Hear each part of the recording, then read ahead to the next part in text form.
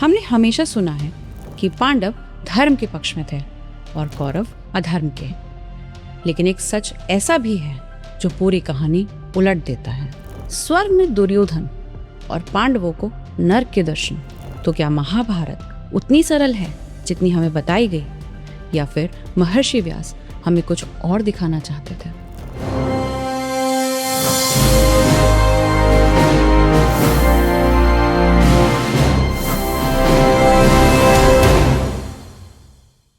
आपने यह तो सुना होगा कि पांडवों में केवल युधिष्ठिर ही स्वर्ग तक पहुंच पाए और बाकी पांडवों को नर्क देखना पड़ा था।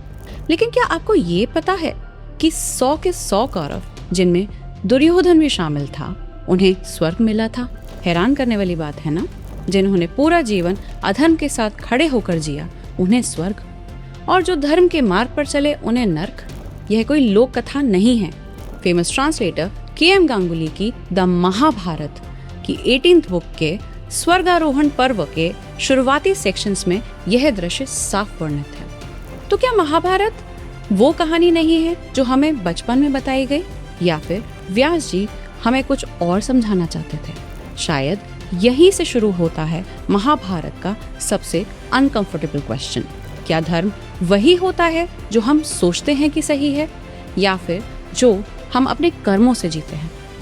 नमस्ते, मैं हूँ वसुंधरा और ये है एपिक क्रॉनिकल्स ऑफ भारत, एक ऐसा मंच जहाँ महाकाव्य कहानी नहीं संवाद बनते हैं और हम उन्हें डिकोड करने की कोशिश करते हैं। तो चलिए शुरू करते हैं आज की वो कथा जो सुनने में असंभव लगती है, लेकिन हमारे शास्त्रों में दर्ज है। एक ऐसी कथा that transforms Mahabharata from a story to a philosophy. अब जरा ठहर कर सोचते हैं, ऑनेस्टली हम में से ज्यादातर लोगों ने महाभारत को कुछ इस तरह से जाना है, जैसे पांडव मतलब अच्छे, कौरव मतलब बुरे, कृष्ण मतलब सत्य और युद्ध मतलब न्याय। बस कहानी खत्म। बचपन से यही सुनते आए हैं और धीरे धीरे यही सच मानते भी गए। लेकिन क्या हमने कभी ठहर कर पूछा है, क्या महाभारत सच में उतनी सरल थी? शायद नहीं। भारतीय महाकाव्य ब्लैक एंड व्हाइट कहानियां नहीं थे जहां एक पक्ष पूर्ण सत्य हो और दूसरा पक्ष पूर्णता से गलत। वो थोड़े अलग थे। वो एक्चुअली मिरर्स थे, ऐसे आईने जो कहानी कम दिखाते हैं और हमें उस सच से मिलवाते हैं जिससे हम अक्सर बचते हैं। और शायद इसी दृष्टि के साथ महर्षि व्यास ने महाभारत की रचना की, एक कहानी की तरह नहीं बल्कि एक आईने की तरह। और अब आइए चलते हैं महाभारत के उस दृश्य की ओर जो पूरी कहानी की दिशा बदल देता है।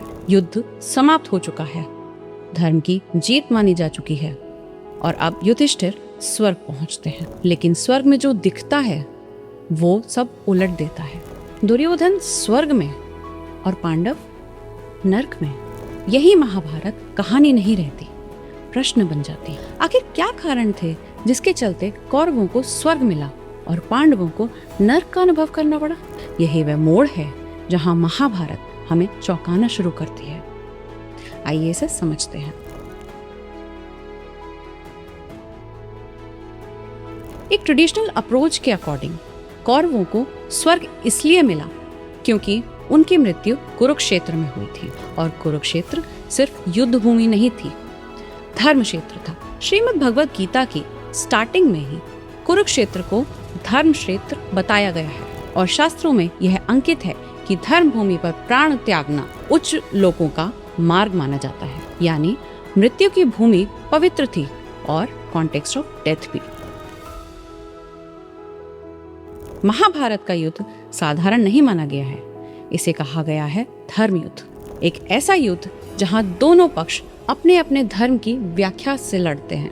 इस दृष्टि से कौरव भी भागे नहीं, डटे रहे और अंत तक लड़े। कुछ परंपराएं कहती हैं धर्म युद्ध के दौरान रणभूमि में वीर गति स्वर्ग का मार्ग खोलती है, यानी कौरवों की मृत्यु उनके जीवन से अलग तौली गई।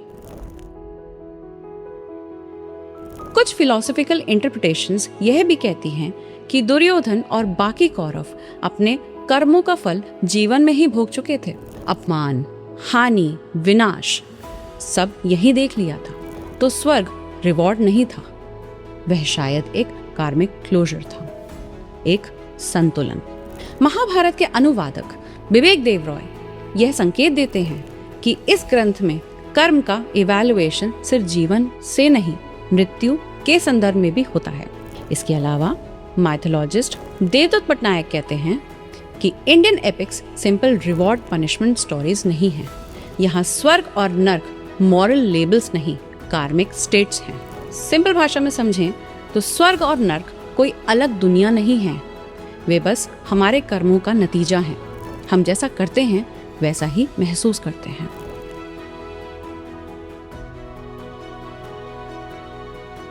महाभारत में स्वर्ग नर्क का दृश्य स्थायी नहीं बताया गया। कई परंपराओं और इंटरप्रिटेशंस के अनुसार यह अंतिम सत्य नहीं था, बल्कि धर्मराज युधिष्ठिर की आखिरी परीक्षा थी, एक दिव्य मायाजाल, एन इल्यूजन, जहां धर्म, करुणा और उनके आंतरिक सत्य को परखा जाना था। जब उन्होंने स्वर्ग को अस्वीकार करते हुए यह कहा कि मेरे अपने नर्क में हैं, तो मुझे स्वर्ग नहीं चाहिए, उसी क्षण यह माया समाप्त हो गई। यही उनका धर्म सिद्ध होता है। विद्वान अनुवादक विवेक देव रॉय इस प्रसंग को महाभारत का मॉरल क्लाइमैक्स कहते हैं, वह क्षण जहां धर्म नियम नहीं रहता, चयन बन जाता है।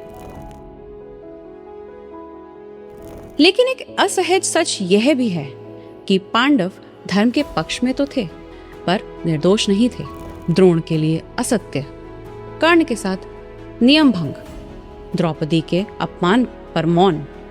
महाभारत यह स्वीकार करती है, धर्म का पक्ष लेने वाले भी निर्दोष नहीं होते, और शायद यह नर्क दंड नहीं, दर्पण था। कई मॉडर्न इंटरप्रिटेशंस कहती हैं यह दृश्य एक्सटर्नल नहीं बल्कि इंटरनल है। स्वर्ग यानी शांति, नर्क यानी द्वंद्व। युद्ध जीतने के बाद भी मन में प्रश्न रह सकते हैं, और महाभारत इस इनर कॉन्फ्लिक्ट को बहुत ईमानदारी से दिखाती है। कुछ वेस्टर्न फिलोसफर्स तो इसे world's earliest exploration of moral psychology भी कहते हैं, और शायद यहीं से महाभारत हमारे बाहर से उठकर हमारे भीतर उतरती है, और यहीं सब कुछ जुड़ता है महर्षि व्यास से। सोचिए जरा, अगर व्यास चाहते तो वो एक सिंपल कहानी लिख सकते थे जिसमें हीरो जीतता और विलन हारता, लेकिन उन्होंने ऐसा किया नहीं। उन्होंने हमें क्लैरिटी नहीं दी, कॉम्प्लेक्सिटी दी। आखिर क्यों? क्योंकि व्यास आंसर्स नहीं देते, सिचुएशंस देते हैं। उन्होंने स्वर्ग नर्क का वर्डिक्ट नहीं दिया, उन्होंने एक डिलेमा दिया, एक ऐसा दृश्य जो हर युग को सोचने पर मजबूर करे।